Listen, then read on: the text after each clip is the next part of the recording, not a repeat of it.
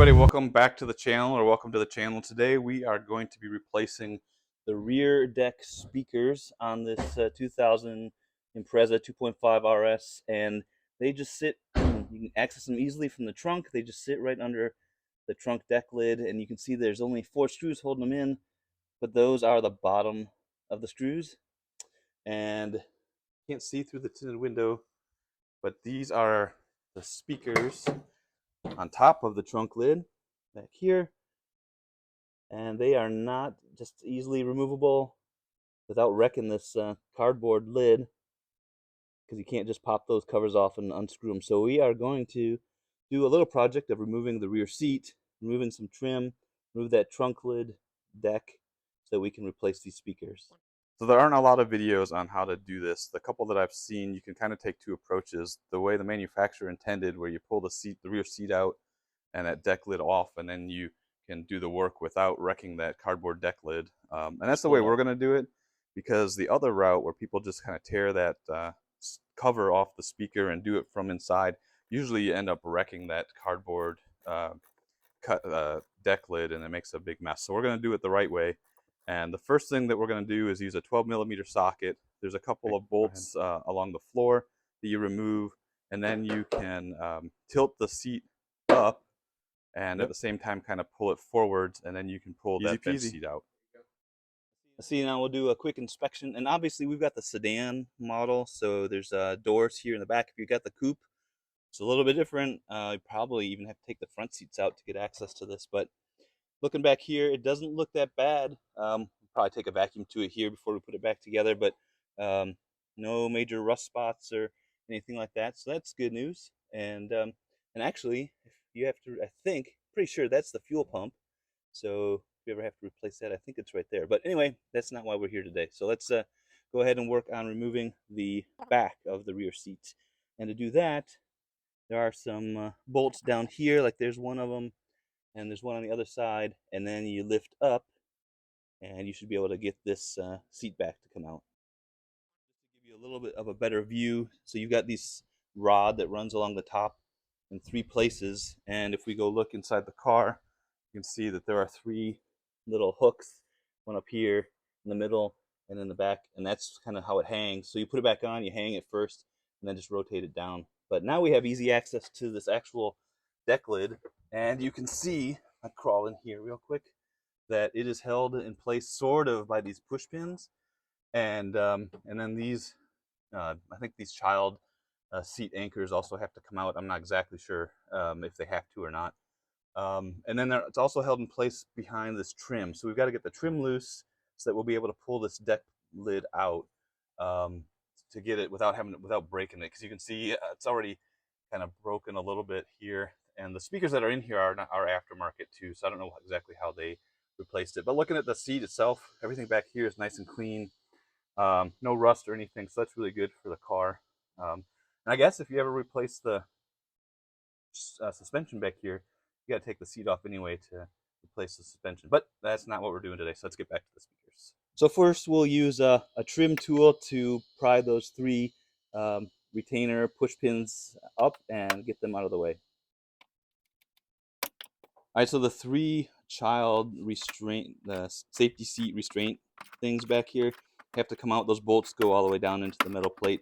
So to do that, first you have to open these covers. They may at one point have been hinged, but that on this car is all broken, so you can just lift the lid right off. And then for all 3 of those, it's a 13mm socket to get these 3 bolts out.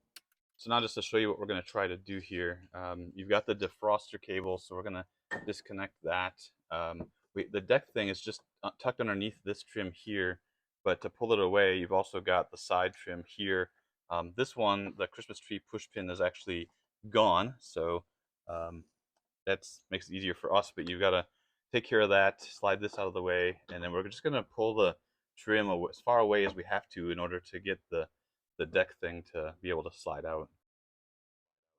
And I think I've seen in other videos, so this is pretty flimsy, as you can see, and I think people have tried to just like bend it up and like pull it out from the sides without having to actually remove the trim, and I think they've ended up breaking it. So we're not going to try that.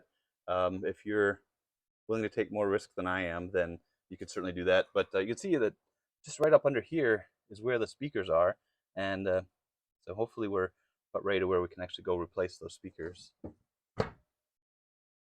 Okay, we'll turn this into an episode of Carbon's Confessions. We took the other side trim off first to kind of see how it would go, and it's exactly how I thought. It's pretty tough in the sense that you have to use some firm lever. You just have to pull on it gently but firmly to get it off. So that lower trim piece, you just pull it forward, and then this upper trim piece, you can pop out the trim that goes around the seatbelt, but you don't really have to.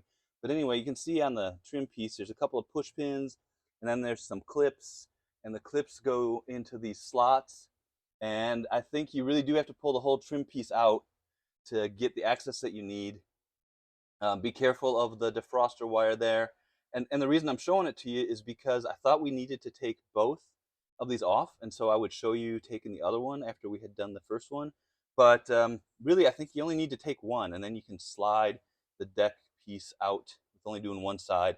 And these aren't hard to get out, but I just always hate the risk of breaking these push pins or whatever, breaking the trim piece. So we're not going to remove the other side just for the sake of filming it for the video.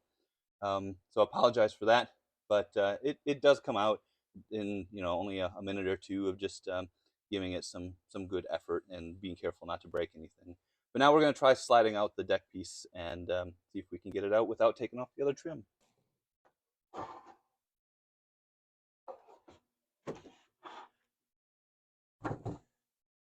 Awesome.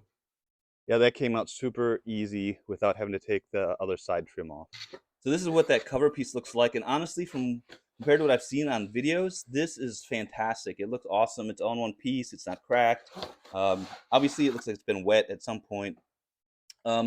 These plastic speaker covers, they're held on. It looks like these washers are these things right here. They're captive to little pins on the covers, I think, holding it in place.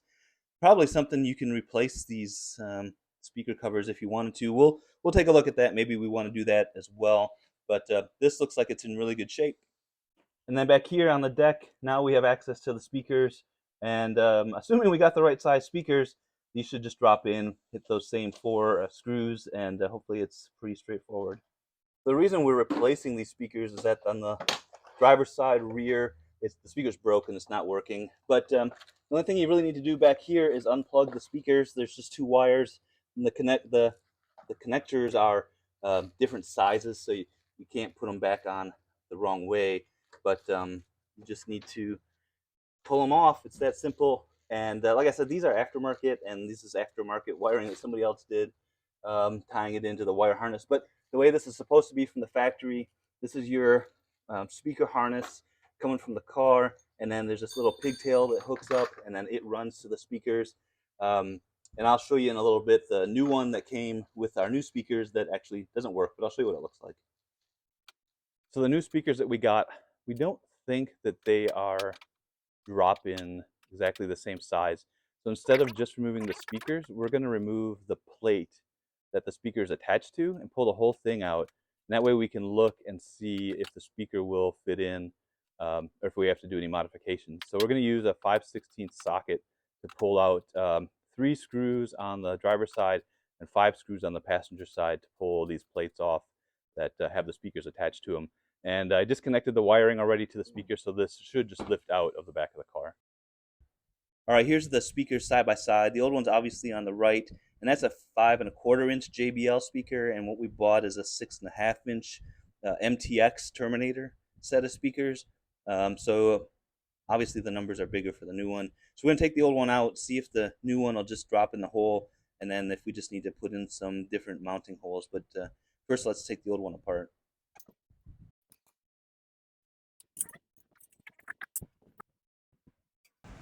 So for us, it was definitely needed to take these brackets out.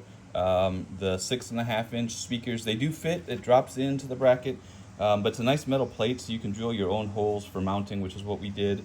Got it all bolted up on both sides, A little bit of trimming is needed of the screws that we ended up using, so we just cut them short. But installing everything is the reverse of taking it out, so I'm not going to bore you with just putting everything back together. So we'll skip that, and then let's go take a look at the final product. Before we button it back up, just to show you what it looks like on the back deck, they just dropped in and get those screws back in place. And we also checked that the cover will go on top and cover everything up, so there's not going to be any interferences. But that's another thing to check if you're replacing these the other speakers, smaller ones, with these bigger ones. Make sure that top cover is going to fit on, no problem. So like I said, I'm going to leave a link in the video description for the speakers I bought. And we also bought this pigtail. It's a replacement for the factory harness. It's supposed to fit right in there, but this one that I bought, actually, these terminals are too big, so it doesn't actually work. So we're just going with the wiring that we had originally anyway, which is just fine. These were just cheap and, well, too cheap because they don't work, so I'm not going to leave a link for those. But anyway, the wiring that's up here, just put the back the same way. So this is where my microphone cut out, but bottom line, you can put the smaller terminal on the smaller spade of the speaker, the bigger terminal on the bigger spade, and then it's all you need to do to get these speakers hooked up. So this is probably better that the microphone had died, so I can just talk over what I'm doing here, but just putting the trim panel back on, and it takes a little bit of concentrated effort to get everything to line up just right, slide into place, being careful not to break everything. Just going slow at it, and this might help you when you have to, if you watch the video this far before starting the work, it might help you see what you have to do to take it apart, because putting it back together is really just doing the opposite of what you had to do to take it apart. And you can check through that seatbelt hole there to see that you get the pins installed, and then you just put all the trim pieces back together, just like that. And with that, we are all done putting this all back together. The seats are really easy, just like taking them out. That trim piece, just go nice and slow and easy with it, just like you did pulling it out. If you try to jam it in, you could liable to break some of the plastic. Not that I know from experience now, but just go slow, take your time. It'll all go back together. Don't forget to reconnect your defroster wires. And the speakers, connect them in the back. They do work. It sounds great. I wish I could play them for you, but I wouldn't want copyright or anything strikes against the video. So just take my word for it that they work great. And really, I tried to show you some stuff that I didn't find on any videos on YouTube, so hopefully it's helpful. If you have comments or questions, leave them in the comments section. Thumbs up on the video, subscribe to the channel. It's always appreciated. Still trying to grow the channel, and we've kind of stalled out a little bit on that. And if you want to support financially, you can hit the super thanks button, or which is right below the video, or buymeacoffee.com in the video description. But either way, I hope the video is helpful and useful. And until the next video, y'all take care and have a good one.